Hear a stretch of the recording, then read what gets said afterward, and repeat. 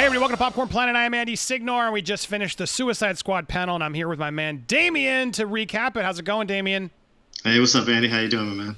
It's going well. Look, this was the panel itself was fun. There was a good amount of energy from that panel. I think clearly they probably stayed a little too long in some of the games and whatnot, but I kind of didn't care. I loved the interaction between that cast, but more importantly, the footage, the behind-the-scene footage, the cast reveal of who's playing who. It was insane. Was that your overall takeaway as well? Yeah, absolutely. When you see a cast have that much fun, randomly playing games, it felt like game night at my house. When you're having that many people cracking on each other and having that much fun, you get a sense of like these guys really had a good time making this film, and that just means that all that energy is going to just translate right on the screen.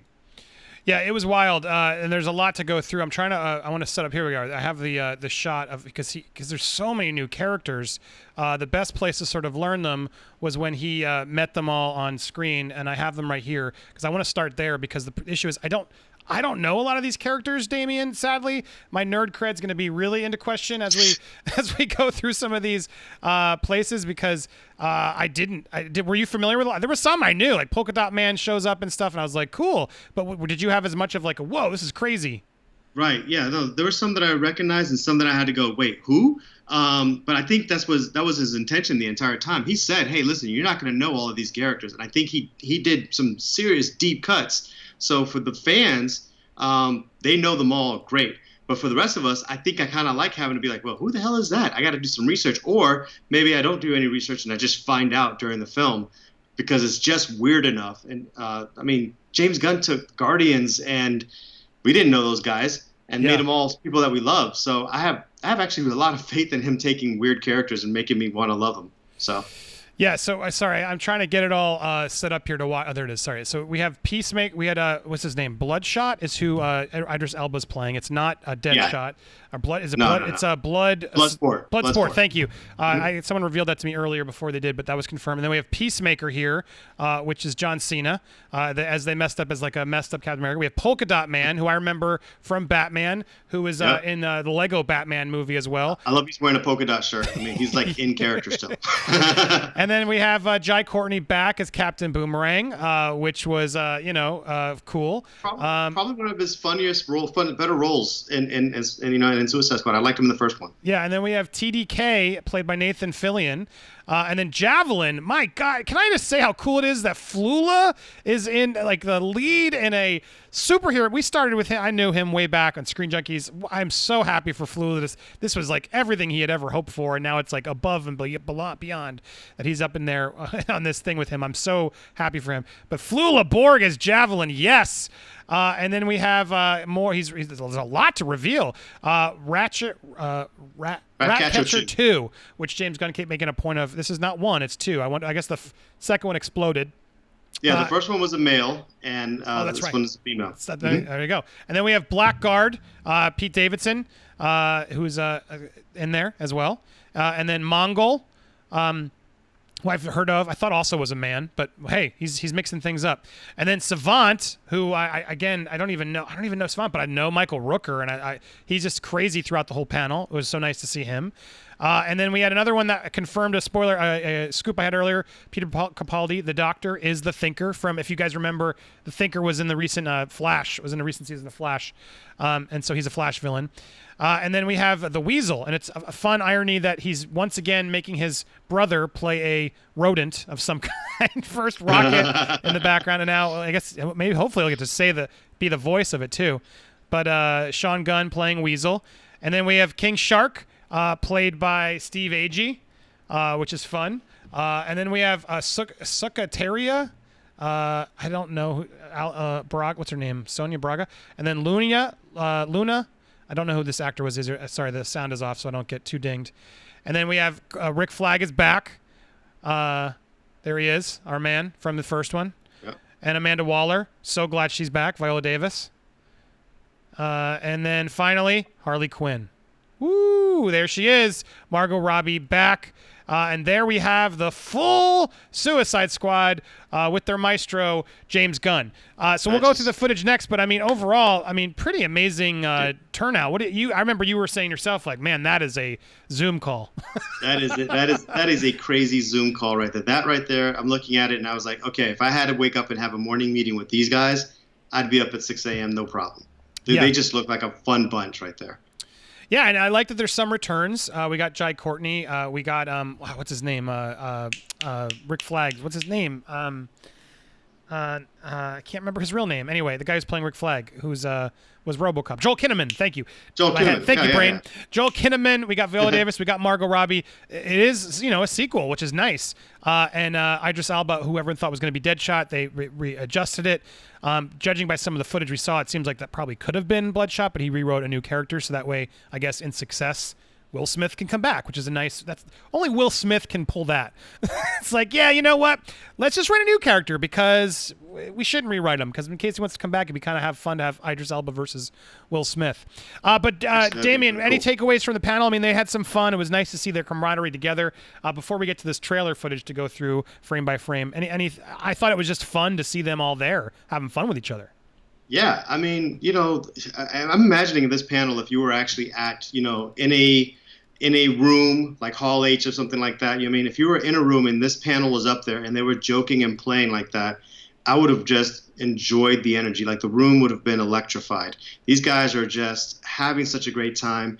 And when you see the footage that we'll probably show here later, if you haven't seen it already, man, it just looks like they had a blast making this film. And that gets me excited. When you see that much energy and they're just hanging out. I can only imagine what it looked like in between takes. All right, cut. And then these people just cracking on each other. I'm like, man, we got to get back to work. Well, anyway, the visual, yes, spot on. And the footage looks pretty fantastic as we go through the trailer that just dropped, to have it playing in slow-mo so we can sort of do a frame-by-frame analysis. Warner Brothers, don't ding me. But we got a lot of sort of cool shots. They've hyped this as a 70s war film. Is sort of what they're sort of shooting it as. That was the tone that they were going for as they sort of talked about it. And so you get a lot of behind-the-scenes stuff in here. These are frame-by-frame moments that I've slowed down so we can actually really get a sense of some of these moments. But yeah, to see all this coming together was exciting. And then we see Joel Kinnaman talking about coming back. A lot of makeup effects, clearly a lot of makeup, a lot of practical effects it seems like he was doing, which is fun. Man, like, I can't even. There's so much happening here. You can't even. Who's this person? I'm actually surprised how much they showed. Yeah, like he was not shy at all about saying, "Hey, look." And maybe it was all from one scene, maybe from one battle, and it's like not even like the big battle. But I was like, man, they really are showing quite a bit. Obviously nothing from the main cam, almost everything from like a second cam or behind the scenes cam. But man, they look good. That Harley. Look at that Harley shot, right? That looks. First of all. I know Margot had some problems with her first outfit in the first one, and granted, it became the most popular cosplay thing for the past 5 years, or whatever. But this looks like, right from the video game, this looks like the bad behind. I don't know if I can say the A word, but I was gonna say it. Bad A, yeah. This looks like a crazy, awesome video game Harley Quinn. She looks dangerous here, which is refreshing and fun. Yeah, and that was literally a frame that we caught because we're watching in slow-mo. There's so much stuff if you go through frame by frame as they talk about sort of setting up. I loved seeing Polka Dot Man in action. I don't know why, but the fact that he's going to sort of take sort of a C-level Batman villain and give him sort of a time to shine here in this sort of war movie, throwing polka dots around, it just shows that James Gunn feel, right? Because he can really pull that off, unlike some people can't.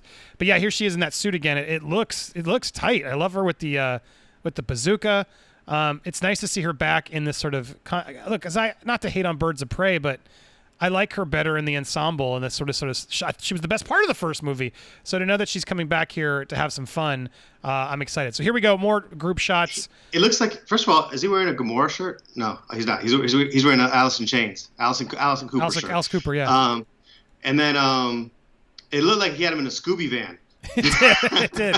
was like, Which would be a nice homage to his first, back then, writing the Scooby-Doo movies. Yeah. But I love that he got Nathan Fillion, who was in his first movie. He's like coming back to do this again. They're clearly buds. Look at these shots. And there's King Shark in the CGI glory. Like, that's just cool. No offense to Croc, but I don't know. This looks more fun to me.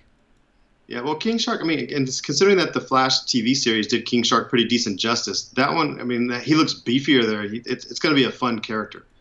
Yeah, so a lot of action, a lot of stuff, a lot of cool sound bites they offer here, talking about it. Everyone just seems happy. And he talks about how this was the funnest movie he's ever made, the best crew he's ever done.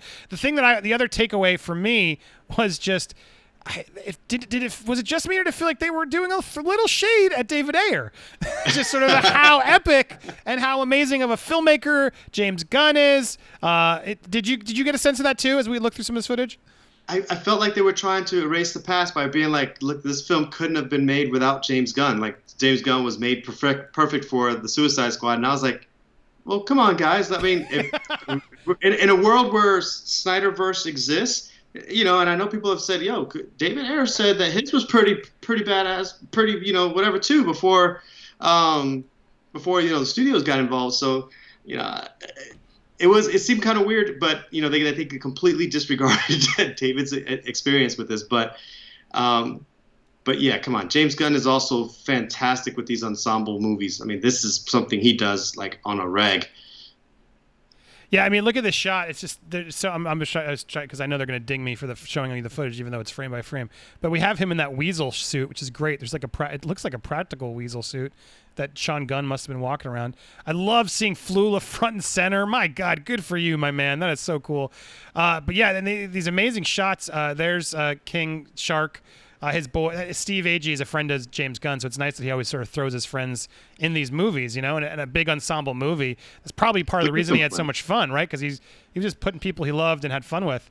But I love the King Shark sort of fake on thing, and then there's a lot of the players here.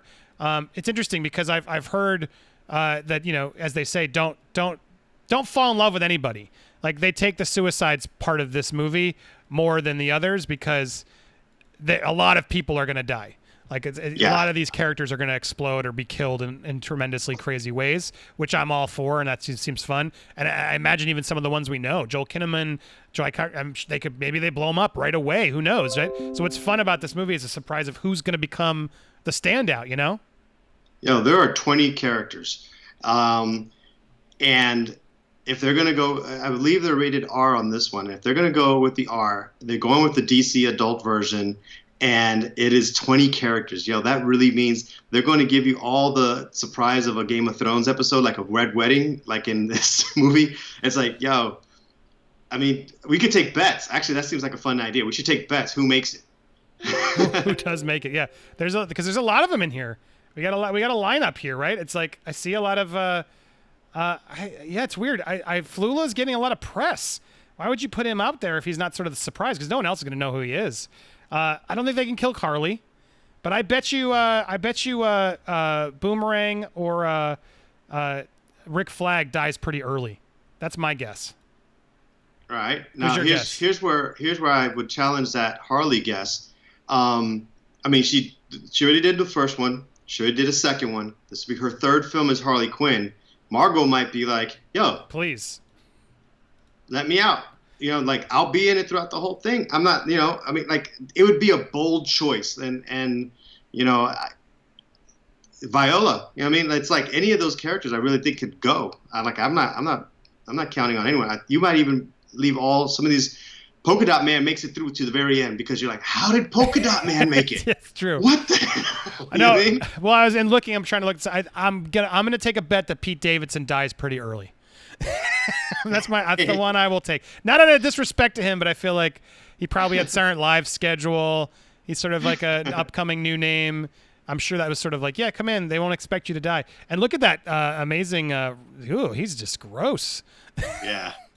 But that's kind of fun. It's like Rocket as just with rabies. Yeah. And John Cena stepping it up. He's like an a-hole Captain America who will kill anybody. I dig the look of it too. I love the practical costumes, the 70s feel to it, but I don't think it takes place in the 70s, from my knowledge. Who knows? Maybe they go back in time. No, but there's an aesthetic to that style of filming. That Born on the 4th of July and that kind of, that was in the 70s, but but there's an aesthetic to those kind of older war movies. The explosions with the people falling and, Yeah, well, I mean, these guns are current day too, so yeah, it makes sense that that's not true. It's just a style of the 70s in today's war. Got it, yeah. Yeah. Kind of like, actually, if you think about it, Kong Skull Island had that feel. Where it felt like an older war movie, the way they shot it. Sure. But that was still going back in time, clearly. They were trying to go, that was a time period because he was smaller. There's the man without the makeup, Flula. Good for you, Flula. These guys are flying. There's Harley. I love the Harley outfit. I got to be honest. They really picked a good one for her.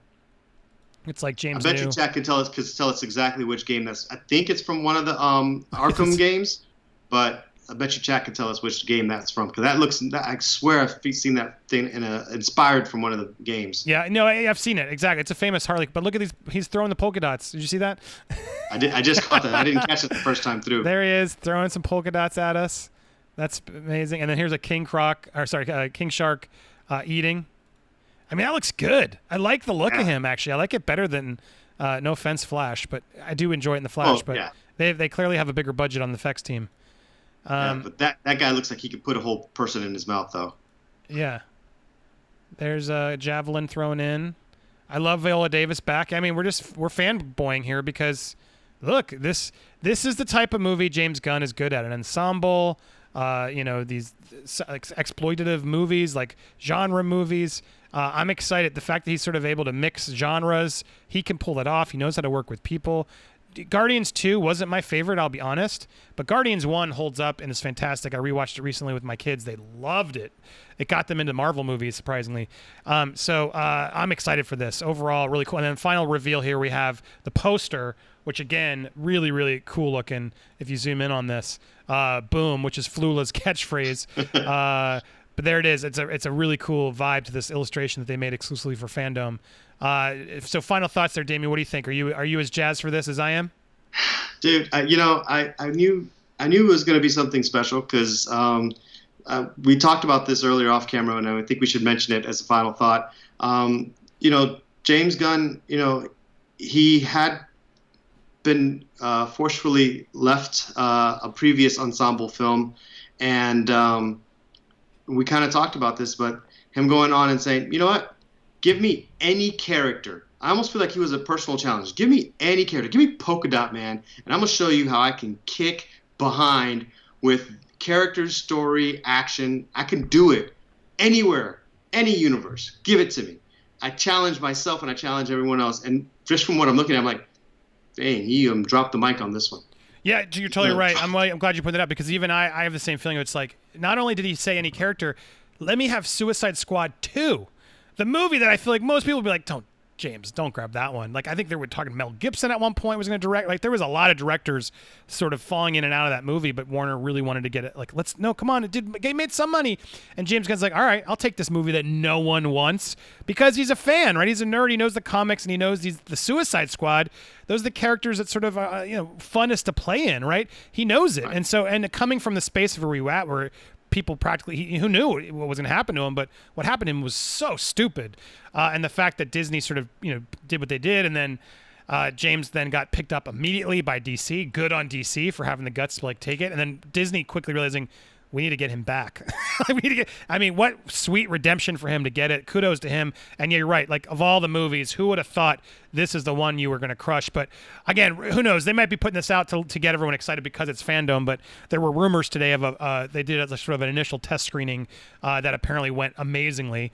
Take it with a grain of salt, obviously, because they probably want to spread that positivity right now to get people talking. But I wouldn't be surprised if it's true and people are excited about this again because this is the type of movie that he likes to make. It's got all the ingredients of the first one, and no disrespect to David Ayer because I know it's not his cut. Some other people made some other versions. This one could really have that sort of feel and just full vision that they just let the creative do what he wants.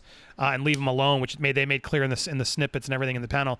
James made this. This is James's movie, so I'm on board. I love when a creator gets to fulfill his vision and they sort of let him alone and go do it. And he even says DC's loving it so far.